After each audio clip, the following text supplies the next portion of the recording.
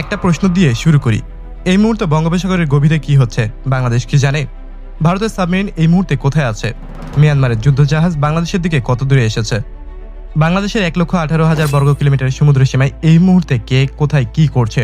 উত্তর হলো আমরা কিছুই জানি না, এবং এই না জানাটাই বাংলাদেশের সব থেকে বড় নিরাপত্তা ঝুঁকিগুলোর একটি। আজকে আমি এমন একটা বিষয় নিয়ে কথা বলবো যেটা নিয়ে বাংলাদেশের মিডিয়া প্রায় কোনো আলোচনাই করে না, অথচ এই একটা সিদ্ধান্ত আগামী 30 বছরের জন্য বঙ্গোপসাগরকে বাংলাদেশের অবস্থান নির্ধারণ করে দিবে। বিষয়টি হলো মেরিটাইম পেট্রোলিয়ার ক্যাপ, সংক্ষেপে এমপিএ। বঙ্গোপসাগরকে অনেকে শুধু মাছ ধরার জায়গা মনে করে, কিন্তু বাস্তবতা সম্পূর্ণ ভিন্ন। এই সমুদ্র এখন একটা কৌশলগত যুদ্ধক্ষেত্র। এখানে প্রতিদিন নজরদারি চলছে, শক্তি প্রদর্শন হচ্ছে এবং প্রভাব বিস্তারের খেলা চলছে। ভারতের কথা দিয়েই শুরু করা যাক। ভারত তাদের ইস্টার্ন নেভাল কমান্ড পরিচালনা করে বিশাখাপট্টনম থেকে। এই কমান্ডের আয়তায় নিয়মিত P-8 পসেইডন উড়ছে বঙ্গোপসাগরের উপর দিয়ে। এই বিমান একবার আকাশে উঠলে প্রায় 12 ঘন্টার বেশি টহল দিতে পারে। এটা শুধু নজরদারি করে না, সাবমেরিন শিকার করে, যুদ্ধজাহাজ ট্র্যাক করে এবং প্রয়োজনে হারপুন অ্যান্টিশিপ মিসাইলও ছুড়তে সক্ষম। ভারত এই মুহূর্তে 12টি P-8I পরিচালনা করছে এবং আরও 6টি কেনার চুক্তি হয়েছে। এখন প্রশ্ন হলো, এই বিমান কি শুধু চীনা সাবমেরিন খোঁজে, নাকি বঙ্গোপসাগরে যা কিছু ঘটছে সবকিছু তাদের নজরে আছে? বাংলাদেশের নৌজাহাজের গতিবিধি, আমাদের সাবমেরিনের অবস্থান, সবকিছু তারা জানতে পারে। এবার মিয়ানমারের দিকে তাকানো যাক। আন্দামান সাগরে মিয়ানমারের নৌ উপস্থিতি ক্রমশ খুব দ্রুত গতিতে বাড়ছে। বাংলাদেশের দক্ষিণ পূর্ব কোণ মানে কক্সবাজার থেকে টেকনাফের সামনের সমুদ্র, এই এলাকায় কি হচ্ছে সেটা আমরা কতটুকু জানি? এছাড়াও আছে চীনের উপস্থিতি। ভারত মহাসাগরে চীনা নৌবাহিনীর বিস্তার এখন আর কোনো গোপন কিছু না। স্টিং অফ পালস কৌশলের অংশ হিসেবে মিয়ানমার, শ্রীলঙ্কা, পাকিস্তানে চীনের নৌ অবকাঠামো তৈরি হচ্ছে বঙ্গোপসাগরে এই পুরো সকের ঠিক মাঝখানে। এই পরিস্থিতিতে বাংলাদেশ কি শুধু বসে থাকবে? কিন্তু আসল সমস্যাটা এখনো বলিনি। বাংলাদেশের কাছে এই মুহূর্তে সমুদ্রের উপর নজর রাখার মতো যথেষ্ট সক্ষমতা আছে কি? একটু পরেই বলছি, এবং উত্তরটি জানলে আপনি সত্যি লজ্জিত হবেন। বাংলাদেশ নৌবাহিনী গত কয়েক দশকে উল্লেখযোগ্যভাবে অগ্রগতি করেছে। 2টো সাবমেরিন যোগ হয়েছে, ফ্রিগেট এবং করভেট বেড়েছে। এটা নিঃসন্দেহে ইতিবাচক। কিন্তু সমস্যা হলো, শুধু জাহাজ দিয়ে সমুদ্র পাহারা দেওয়া যায় না। একটা উদাহরণ দিই, বাংলাদেশের EEZ মানে এক্সক্লুসিভ ইকোনমি জোন, এর আয়তন প্রায় 1,18,813 বর্গ কিলোমিটার। এটা পুরো বাংলাদেশের স্থলভূমির প্রায় সমান। এই বিশাল এলাকায় একটা ফ্রিগেট একবারে কতটুকু কভার করতে পারে? সর্বোচ্চ 30 থেকে 40 কিলোমিটার রেঞ্জ। পুরো EEZ ঘুরে আসতে তার সময় লাগবে কয়েকদিন। এই কয়েকদিনে যদি কেউ অবৈধভাবে মাছ ধরে চলে যায়, কেউ মাদক পাচার করে, কেউ যদি তেলের খোঁজে আসে, কেউ যদি সাবমেরিন নিয়ে আমাদের জলসীমায় ঢুকে পড়ে, আমরা সেটা জানতেও পারবো না। অথচ একটা MPA এই পুরো এলাকা 8 থেকে 10 ঘন্টায় কভার করতে পারে। উপর থেকে দেখতে পায়, রাডার দিয়ে স্ক্যান করে, সাবমেরিন ডিটেক্ট করে এবং রিয়েল টাইমে ডাটা সরাসরি ঢাকাতেও পাঠাতে পারে। এই সক্ষমতা এই মুহূর্তে বাংলাদেশের নেই। বিমান বাহিনীর কিছু পুরনো বিমান সীমিত পরিসরে সমুদ্র নজরদারিতে ব্যবহৃত হয়, কিন্তু সেগুলো আধুনিক ASW বা অ্যান্টি সাবমেরিন ওয়ারফেয়ারের জন্য প্রস্তুত না। MAD সেন্সর নেই, আধুনিক সোনোবয় সিস্টেমও নেই। মোট কথা, বঙ্গোপসাগরের গভীরে কি হচ্ছে সেটা আমরা অন্ধের মতো শুধু আন্দাজ করছি। এরপর যেটা বলবো সেটা শুনলে বুঝবেন, MPA মানে শুধু একটা বিমান কেনা নয়, এর পেছনে আছে অনেক জটিল টেকনিক্যাল হিসাব, এবং সেই হিসাবটা না বুঝলে ভুল বিমান কিনে কোটি কোটি টাকা নষ্টও হতে পারে। মেরিটাইম পেট্রোলিয়ার ক্যাপ, এই নামটা শুনলে অনেকে ভাবেন এটা বোধহয় একটা সাধারণ বিমান যেটা সমুদ্রের উপর দিয়ে উড়ে যায় আর নিচে তাকায়। না, ব্যাপারটি এতটা সহজ নয়। একটা আধুনিক MPA আসলে আকাশে উড়ন্ত একটা সম্পূর্ণ যুদ্ধ ব্যবস্থাপনা কেন্দ্র। এটা কিভাবে কাজ করে সেটা আমি আপনাদেরকে বুঝিয়ে বলছি। প্রথমে আসে সোনোবয়। এটা একটা ছোট যন্ত্র যেটা MPA থেকে সমুদ্রে ফেলে দেওয়া হয়। পানিতে পড়ার পরে এটা ডুবে গিয়ে শব্দ শোনে। সাবমেরিন চললে পানির নিচে শব্দ তৈরি হয়। সোনোবয় সেই শব্দ ধরে বিমানে পাঠায়। বিমানের ভেতরে অ্যানালাইসিস্টরা সেই শব্দ বিশ্লেষণ করে বুঝতে পারেন সাবমেরিনটি কোন দেশের, কোন ক্লাসের এবং কোন দিকে যাচ্ছে। দ্বিতীয়ত আসে MDA, magnetic anomaly detector. Submarine ধাতু দিয়ে তৈরি। ধাতু পৃথিবীর চৌম্বক ক্ষেত্রে পরিবর্তন আনে। MDA সেই পরিবর্তন ধরতে পারে। সাবমেরিন লুকিয়ে থাকলে MDA তাকে খুঁজে বের করে। এই কারণে যে MPA-তে MDA নেই তাকে আধুনিক MPA বলাই উচিত না। তৃতীয়ত আছে AESA মেরিটাইম রাডার। এই রাডার 360 ডিগ্রি স্ক্যান করে। সমুদ্রের উপর দিয়ে আসা ক্ষেপণাস্ত্র ধরতে পারে, ছোট নৌকাও দেখতে পায়। রাতে ঝড়ে কুয়াশায় সব পরিস্থিতিতে কাজ করে। চতুর্থতে আসে অস্ত্র ব্যবস্থা। আধুনিক MPA-তে লাইটওয়েট টর্পেডো থাকে সাবমেরিন ধ্বংস করে দেওয়ার জন্য। অ্যান্টিশিপ মিসাইলও থাকে শত্রু জাহাজের সাথে মোকাবেলা করার জন্য। এত সব মিলিয়ে MPA একটা সম্পূর্ণ যুদ্ধ মেশিন। কিন্তু এত সব সিস্টেম মিলিয়ে একটা বিমান কিনতে গেলে সব থেকে আগে কি ঠিক করতে হবে? বাংলাদেশের জন্য ঠিক কেমন MPA দরকার, সেই হিসাবটাই এখন করা যাক। বাংলাদেশের জন্য MPA কিনতে হলে 7টি বিষয় মাথায় রাখতে হবে বলে আমি মনে করি। এই 7টা যদি ঠিক না থাকে তাহলে যতই দামি বিমান কেনা হোক কোনো কাজে আসবে না। প্রথমত রেঞ্জ, চট্টগ্রাম, ঢাকা, বরিশাল যেখান থেকে উড়ুক বিমানটাকে কমপক্ষে 2500 থেকে 3000 কিলোমিটার কম্প্যাক্ট রেডিয়ান্স নিয়ে অপারেশন করতে হবে। শুধু বঙ্গোপসাগর না, গভীর ভারত মহাসাগর থেকে শুরু করে আন্দামান অঞ্চল কভার করতে হলে জ্বালানি নিয়ে ফেরার হিসাবটা ধরে মোট রেঞ্জ কমপক্ষে 7000 কিলোমিটার হতে হবে। দ্বিতীয়ত এন্ডুরেন্স, মানে একটানা কতক্ষণ আকাশে থাকতে পারবে। সর্বনিম্ন 6 ঘন্টা লাগবে, আদর্শ হলো 8 থেকে 12 ঘন্টা।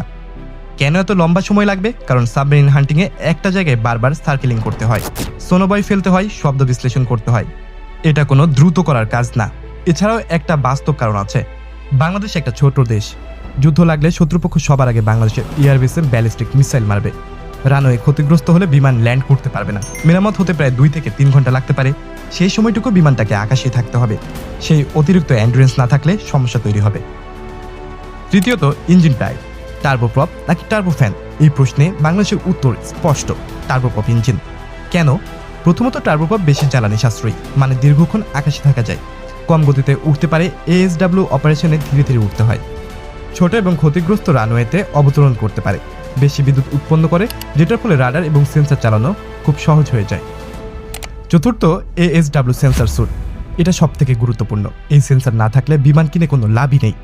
4টা জিনিস অবশ্যই থাকতে হবে: সোনোবাই সিস্টেম, বেশি ক্যাপাসিটির ম্যাগনেটিক অ্যানামলি ডিটেক্টর বা MAD, অ্যাকোস্টিক প্রসেসিং সিস্টেম এবং low frequency maritime AES radar.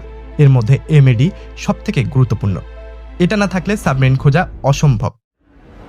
পঞ্চম radar, 360 degree AES maritime radar লাগবে। এই রাডার সমুদ্রের উপর দিয়ে আসা সেই স্কিমিং মিসাইল ধরতে পারে, ছোট নৌকাও ট্র্যাক করতে পারে। শুধু দেখায় না, এই রাডার অ্যান্টিশিপ এবং অ্যান্টি সাবমেরিন মিসাইলও গাইড করবে। ষষ্ঠ অস্ত্র সক্ষমতা, লাইটওয়েট টর্পেডো ASW অপারেশনের জন্য, অ্যান্টিশিপ মিসাইল সীমিত পরিসরে। একটা বিষয় মনে রাখা দরকার, বঙ্গোপসাগর এবং ভারত মহাসাগরে এই মুহূর্তে সাবমেরিনের চেয়ে যুদ্ধজাহাজের উপস্থিতি বেশি। 2040 সাল পর্যন্ত এটাই থাকবে, তাই অ্যান্টিশিপ সক্ষমতা সমান গুরুত্বপূর্ণ।